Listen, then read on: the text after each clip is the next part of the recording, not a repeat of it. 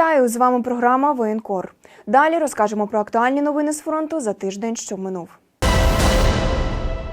Сьогодні почнемо з події, яка без перебільшення є найважливішою для світової безпеки – саміт трансформації. Саме так глави країн Альянсу визначили цьогорічний саміт НАТО, що стартував в Мадриді. Більше про перебіг світової події розкаже Ольга Мосьонц. Цю зустріч називають трансформуючою, адже тут будуть прийматися історичні рішення.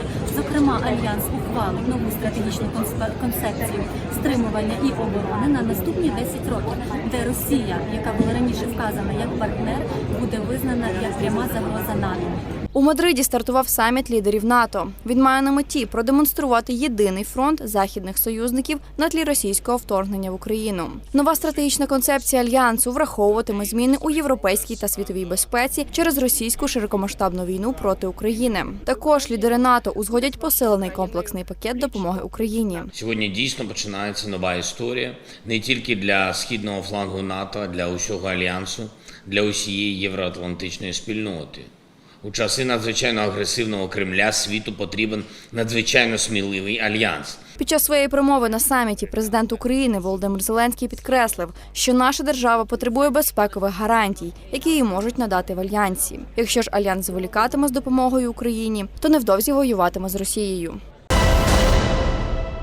Хочу зауважити, що тільки вправність і незламність української армії робить можливим зібрання лідерів у мирних країнах Європи. Марія Бібік зібрала для вас найяскравіші моменти знищення російської техніки протягом тижня. Українські захисники знищили чимало техніки та живої сили ворога. Але війна триває, і це ще не кінець. Професіоналізм та силу наших військових ви можете побачити далі. Сили спеціальних операцій продовжують нищити ворога. Цього разу було ліквідовано батареї російської РСЗВ, її постачання та боєкомплект. Днями солдати РФ отримали по зубах від 92-ї бригади. Наші захисники знищили техніку та чимало живої сили противника. Вогонь помсти від 28-ї бригади настиг артилерійські розрахунки окупантів. Від бійців з розвідувальної групи К-2 54-ї бригади не сховатися. Один точний постріл і окупанти в пеклі. А це ювелірна робота української артилерії. А налякана русня й не знає, куди бігти. Полювання штурмовиків 128-ї бригади видалось вдалим. Де б не ховали окупанти свої позиції та техніку, 36-та бригада морської піхоти разом з артилерією 63-ї бригади знайшли їх та ліквідували. Воїни 93-ї бригади показали, як знищуються ворожі танки.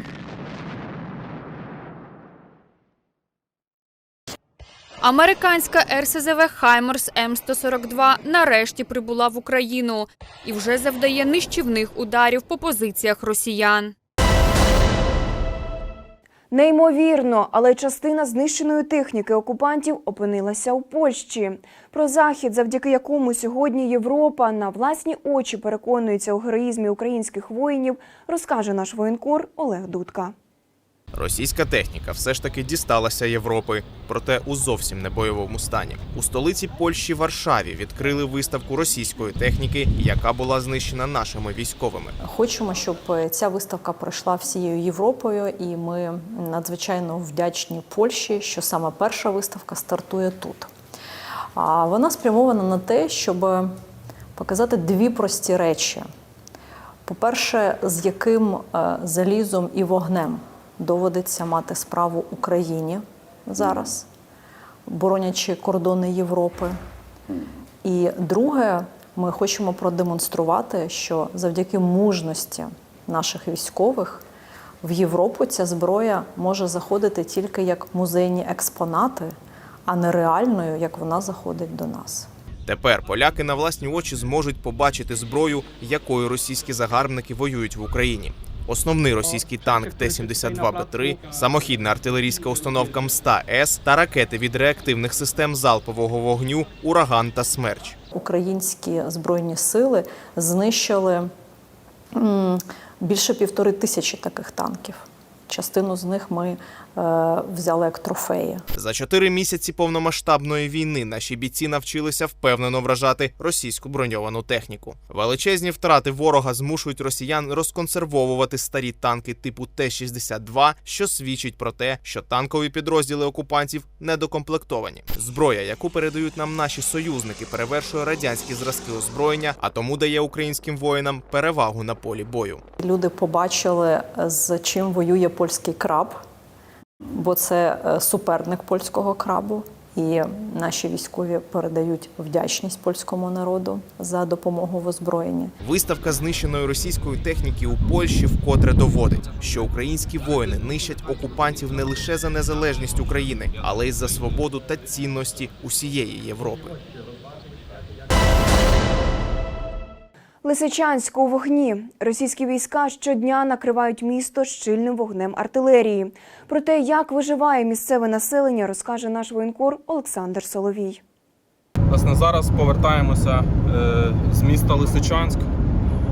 В самому місті нам так і не вдалося нормально випрацювати, адже сьогодні, як кажуть самі військові, ворог надзвичайно сильно обстрілює місто. У місті дуже багато розбитої інфраструктури, багато постраждалого цивільного населення. Лисичанськ – місто на передовій українського спротиву російським окупантам. Його ще не штурмує російське м'ясо, проте вже наповну знищує російська артилерія.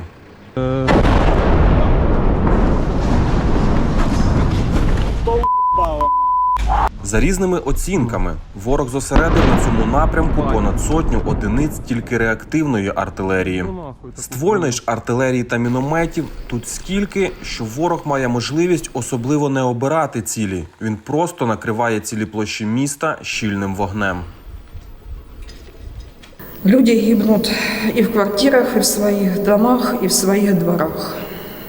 У Лисичанську ще досі перебуває велика кількість цивільних. Евакуація сьогодні звідси утруднена через постійні обстріли.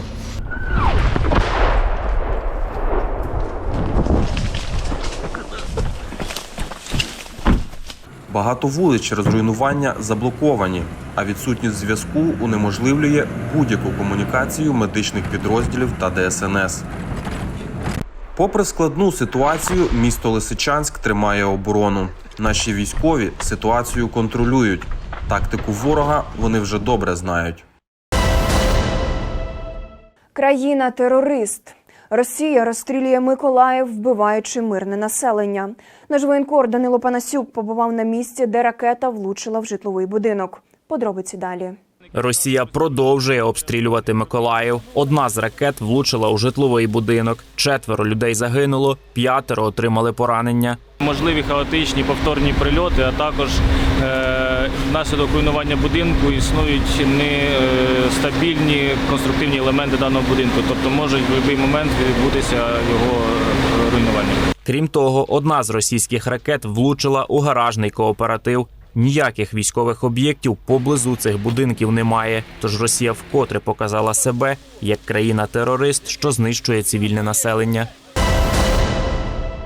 Обережно фосфор. Російські загарбники продовжують нехтувати всіма правилами війни і використовують заборонені фосфорні боєприпаси. Олексій Ходзенко потрапив під один з таких обстрілів на Харківщині. Як це було? Дивіться далі. Геть погано себе поводять кацапи. Накривають просто постійно позиції артилерійським вогнем. Тож зараз ми з них йдемо, так хлопці порадили. Згарище війни перетворило Харківщину на руїни. Постійні артилерійські обстріли росіян стирають з лиця землі невеличкі села. Проте наші захисники мужньо тримають позиції та контратакують ворога. На даний час їхня піхота відступила від позицій. Сусідній батальйон здійснив наступ, вони відступили і тікали, аж п'ятки в них сверкали, вони не вступили в бій. Під час обстрілів противник використовує проти наших бійців усе наявне артилерійське озброєння, просто засипаючи наші позиції тоннами боєприпасів.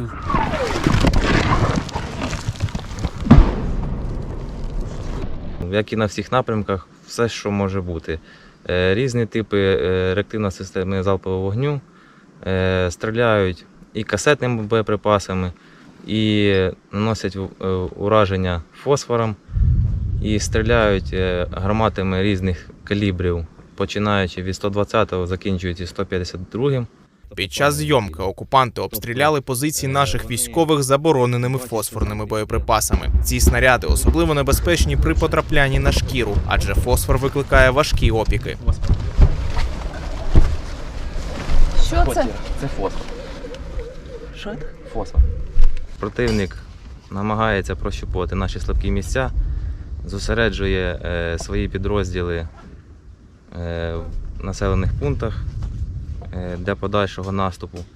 Але ми проводимо розвідку за допомогою дронів і наносимо вогневе ураження за допомогою артилерійських систем різних типів. Попри постійні обстріли та чисельну перевагу російських загарбників, українські бійці мужньо стоять на позиціях та знищують окупантів, поступово наближаючи нашу перемогу. Росія вчиняє геноцид. Села на Донеччині російські війська майже цілодобово випалюють з усіх наявних видів озброєння. У Білогорівці побувала наш воєнкор Ганна Мельник. Знищена техніка, спалена зброя та останки трупів. Усе, що залишилось від російських окупантів на українській землі у селищі Білогорівка на Луганщині. Саме тут російські війська намагались форсувати річку Сіверський Донець, що могло би дати змогу їм взяти під контроль трасу Лисичанськ-Бахмут. За потужної артилерійської підтримки українським військовим вдалося не лише знищити початкову переправу та ворожі сили, але й розбити ще кілька спроб РФ навести понтони. Російська армія робила 3 переправи. Третій раз їм вдалося зробити, вони кинули переправу і їм вдалося переправитись. Частина їхніх військ зайшло в село. Білогорівка перетворилася на осередок запеклих боїв. Зайнявши околиці села, російські військові облинали позиції, займались мародерством і чекали підкріплення. Не дочекались. Вже за декілька днів рашисти були знищені нашою артилерією. Тому вони були тут, не знали, що робити. Наша артилерія по ним почала працювати. Ви можете бачити наслідки роботи нашої артилерії. Це зруйнований танк Т-84. Частина їхніх військ, я так підозрюю, що особовий склад, ті, що змогли і встигли вийти, то перепливали через річку. Всі решта залишились тут. Лише за підтвердженими даними, під час переправи ЗСУ знищили понад 70 одиниць російської техніки. У підступності дій російської армії тут вже ніхто не сумнівається. За день до початку форсування річки війська РФ скинули авіабомбу на школу в Білогорівці, де переховувалось майже 90 цивільних. Дуже страшно. Вони погоріли живьом. А люди ще йшли спасати, і ті пішли теж туди. Багато людей. Страшне таке пекло. В гарячому горіли всі. Дуже страшне видовище було. Люди кричали, один чоловік так кричав, що переріжте мені горло, я в пеклі. Горіли. Ще до початку повномасштабного російського вторгнення в Білогорівці проживало близько 1000 людей. Зараз тут залишилося зо 30. Росіяни не можуть змиритися з поразкою і гатять по селу з важкої артилерії. Декілька днів назад ці будинки були цілі. Ви можете бачити наслідки роботи ворожої артилерії. Це так, як вони знищують та руйнують наші міста та села. Військові розповідають, що така поведінка ворога може означати лише одне – росіяни знову будуть намагатися атакувати Білогорівку. Проте наші захисники запевняють – на ворога тут чекає гідна відсіч. Це все на сьогодні. Побачимось за тиждень. Вірте у Збройні Сили України. Разом переможемо.